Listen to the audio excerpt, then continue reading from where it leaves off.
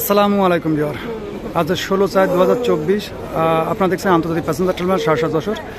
আর গতকালকেও পোস্ট দিয়েছিলাম যে আজকেও কিন্তু মোটামুটি ভিড় হবে। তো মোটামুটি আজকেরও কিন্তু ভিড়টা অনেক, অর্থাৎ মেন রোড ক্রস করে গ্রামের ভিতরে অনেকটা গেছে। আগে যারা জার্নি করছেন তারা হয়তো অনেকে জানেন।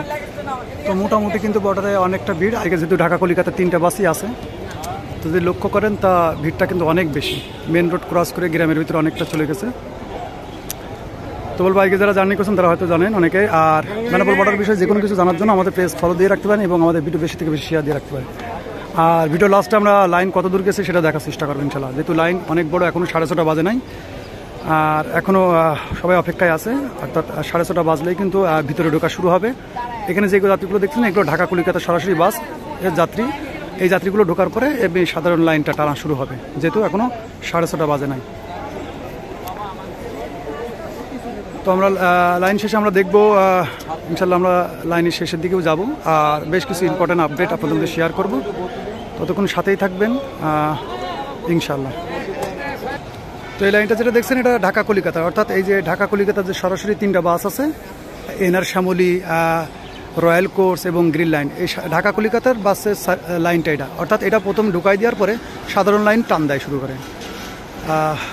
চলেন আমরা লাইনের আগে পিছিয়ে ঘুরি এবং মোটামুটি ছোটো কিছু আপডেট আপনাদের শেয়ার করি।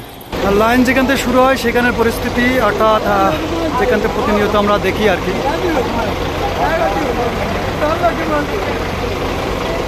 তা মোটামুটি আজও কিন্তু ভিড় আছে অনেকটা, যদি লক্ষ্য করেন।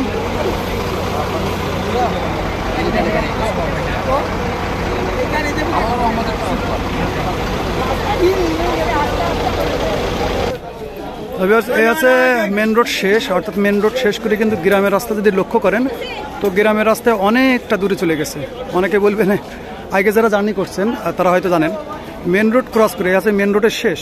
এই মেন রোড ক্রস করে এখন কিন্তু গ্রামের রাস্তায় চলে গেছে অনেকটা, যেহেতু অত দূর যাওয়া সম্ভব না। কিন্তু মোটামুটি আলহামদুলিল্লাহ আগেগুলো ভিড় অনেক বেশি এবং পাশাপাশি ইন্ডার থেকে আসার চাপটাও কিন্তু মোটামুটি এর থেকে বেশি।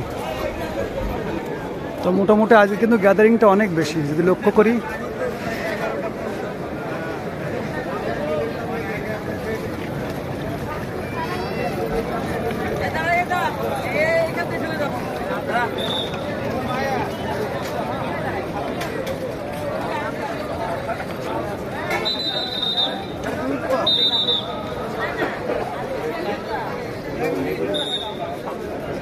মহিলা